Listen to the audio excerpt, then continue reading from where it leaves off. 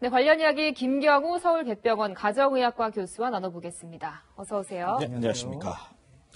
네, 코로나19 확진자 사실 지난주까지만 해도 조금 안정적으로 갈 수 있는 것 아니냐 희망 섞인 생각도 해봤는데 김경우 교수님 최근에는 이게 또 상황이 상당히 또 급변한 것 같네요. 네, 그렇습니다. 그 확진자 0명이 나왔을 때도 이미 이태원 중심으로 클럽이 클럽 중심으로 확산세가 이미 있었는데 우리가 이제 모르고 있었다는 뜻이 되겠고요. 그렇겠네요. 네, 그래서 10명, 20명, 30명 이렇게 나오지만은 처음에 이 감염이 기하급수적으로 증가할 때는 처음에는 뭐 2, 4, 8, 16 이런 식으로 몇 명 안 돼 보이지만은 이것이 금방 100명, 200명 되면 1000명으로 금방 될 수 있거든요. 네. 그렇기 때문에 물론 지금 우리가 확진자를 찾아서 접촉자를 찾아서 격리를 해서 추가적인 전파가 안 일어나도록 지금 잘 막고 있고 비교적 지금 3차 전파까지는 우리가 확인을 안 했다고 다행으로 얘기를 하고 있지만 우리가 찾아낸 사람에 한해서 이제 3차 전파가 없었던 거고 우리가 못 찾아낸 나머지 3,000명에 대해서는 지금도 2차, 3차 전파가 일어날 수가 있고 이제 전국으로 또 확산세까지 또 이어질 수가 있겠습니다. 그렇군요. 네, 우리 방역당국은 잠복기를 고려하면 이번 주가 고비라고 얘기했는데요. 관련 이야기 들어보시죠.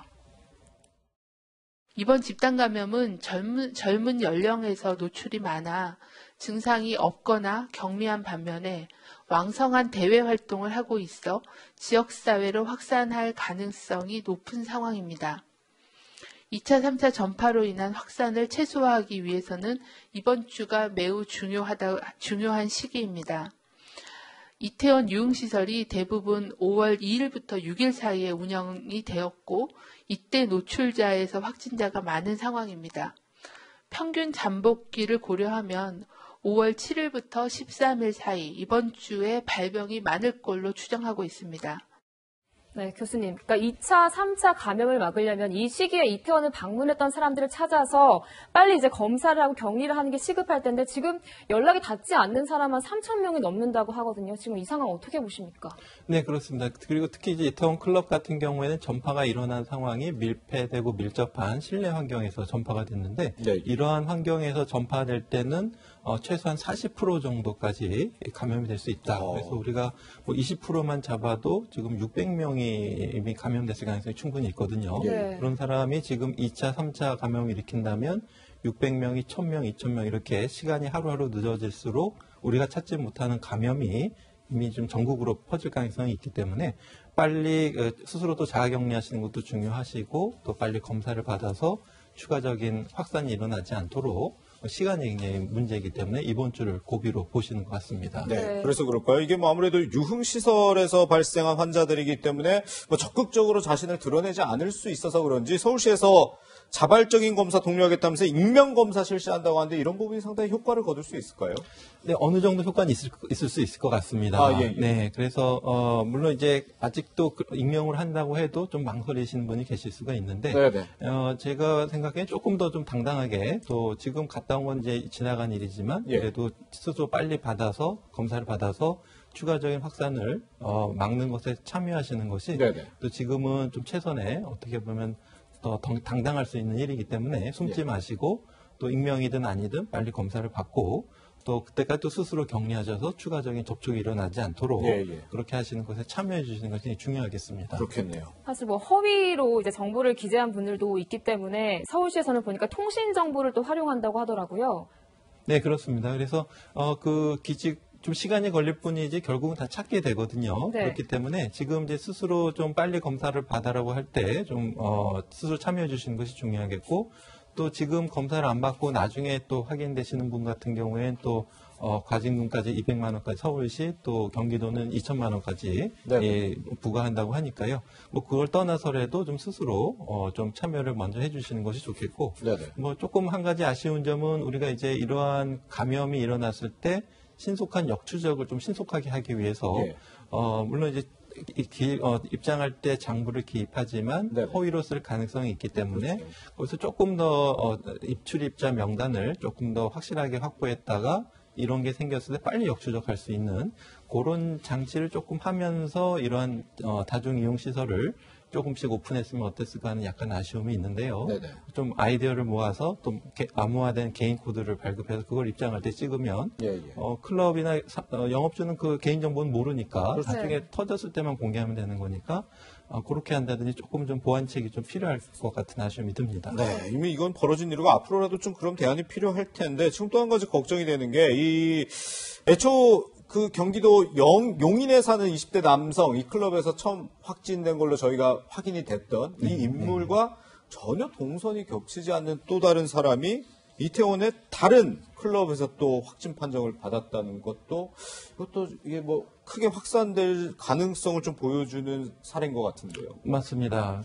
이번에 클럽의 집단 감염이 저희가 계속 우려했던 상황 아니겠습니까? 예. 그래서 거꾸로 생각해 보면 비단 그 용인 66번 환자의 한 명에 의해서 이날 하루만 전파가 있었을까 이렇게 생각하는 것보다는 우리가 알지 못했던 그 제2, 제3의 용인 66번 같은 환자들이 감염자들이 계속 감염을 그 5군데 클럽뿐만 아니라 이태원 다른 클럽, 서울의 다른 클럽, 전국의 다른 클럽들이 이미 많이 다녔을 가능성이 있거든요. 그래서 그렇게 생각하는 것이 오히려 저 상식적이기 때문에 우리가 그 용인 66번 환자와 동선이 겹치지 않는 상태에서 확진자가 나온 게 오히려 당연한 결과라고 생각되기 때문에 우리가 좀 더 주의를 기울이고 이런 시설에 대한 관리와 참여가 굉장히 중요할 것 같습니다.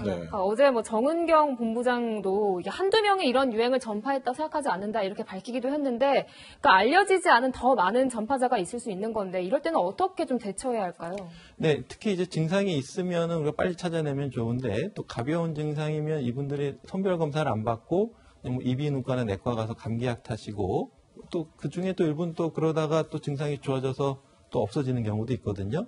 하지만 그 사이에 이미 또 다른 전파를 일으키고 또 아니면 아예 무증상이어서 전혀 증상이 없는 상태에서 다른 사람을 감염을 일으키는 그런 조용한 전파가 얼마든지 일어날 수가 있는데 그걸 우리가 찾아가서 검사하지 않는 한 이분들이 찾아오시지 않으면 우리가 알아낼 방법이 없습니다. 그렇기 때문에 최대한 우리가 좀 위험짓하는 선제적으로 찾아가는 검사도 좀 고려해봐야 될 것 같고 이제 무엇보다도 이 조용한 전파자를 찾아내는 것이 사실상 완전히 찾아내는 건 불가능하기 때문에 제일 좋은 방법은 우리가 강력한 사회적 거리두기 그러니까 조용한 전파자가 있다고 하더라도 우리가 거리두기를 통해서 추가적인 전파가 일어나지 않게 한다면은 이 조용한 전파자가 1, 2주 지나서 스스로 감염력을 잃고 더 이상 감염을 일으키지 않게 하는 그것이 저희가 지난 동안 해왔던 사회적 거리두기의 효과가 되겠는데요.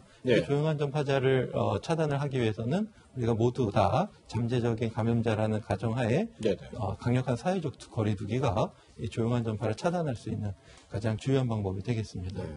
또 한 가지 걱정이 이제 이 이태원 클럽에 이제 학교에서 뭐 재직하고 있는 교사들도 방문을 했던 사실이 속속 들었는데 물론 교사로 이런 데를 가면 안 되는 건 아니지만 이게 또 학생들에게 또 전파될 가능성을 또 잠재하고 있기 때문에 참 걱정이 돼요. 네, 충분히 가능성이 있죠. 예를 들어서 학교 개학했을 때 문제가 학생들 감염도 있지만 학교 교사라든지 학교 교사뿐만 아니라 학교에서 일하는 모든 분들이 가능성이 있기 때문에 혹시 학교 점검 상황에서도 이제 그런 분들에 대한 것이 또 보완이 됐었는데요. 학생과 교사 말고 그 외에 학교를 출입하시는 모든 분들에 대한 감염 증상에 대한 관리라든지 이런 것들이 보완됐었는데 학교에서 일하시는 모든 분들을 통해서 얼마든지 그런 전파가 일어날 수가 있고요.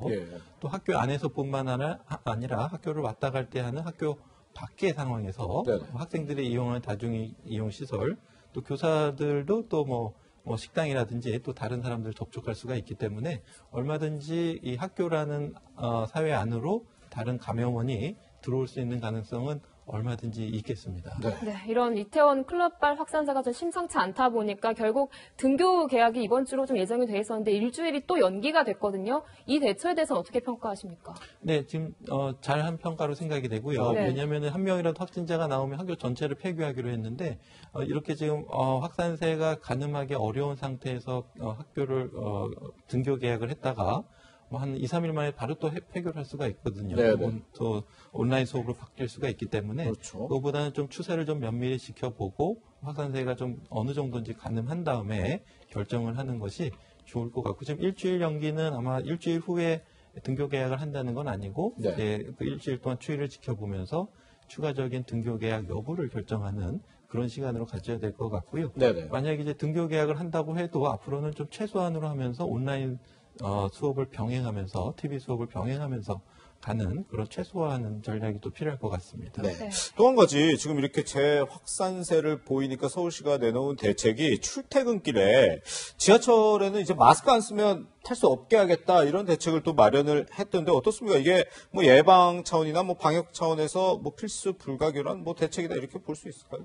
네, 그렇습니다. 사실 저희가 이게 어떤 의무화 되기 전에도 지하철 안에서 다들 마스크를 쓰고 있는데 안 쓰시는 분 보면 좀 불안하지 않습니까? 그런 경우 많았죠. 예. 예, 맞습니다. 그래서 마스크 착용은 사실 나를 위한 것도 있지만은 다른 사람들을 위한 배려고 다른 사람들의 가족들을 위한 또 배려일 수 있기 때문에 예, 나를 위해서 착용도 하셔야 되지만 또 다른 사람들을 위해서도 착용해 주셔야 되겠고요. 예. 네. 특히 이제 그거를 이제 혼잡도에 따라서 이제 의무화를 결정한다고는 했지만은 네. 사실 우리 출퇴근길이 이제 혼잡할 것으로 예상되지만은 그렇죠. 항상 뭐 혼잡도를 떠나서 항상 좀 착용하시는 것이 좋을 것 같고요. 예. 또 서울시나 또 이제 각 회사에서는 좀 혼잡도를 줄이기 위해서 좀 배차도 늘리고 또 출퇴근 시간도 좀 유연하게 한다든지 재택근무도 좀 늘린다든지 해서 네. 최대한 좀 출퇴근 시간 혼잡도를 좀 줄이는 노력이 필요할 것 같습니다. 네.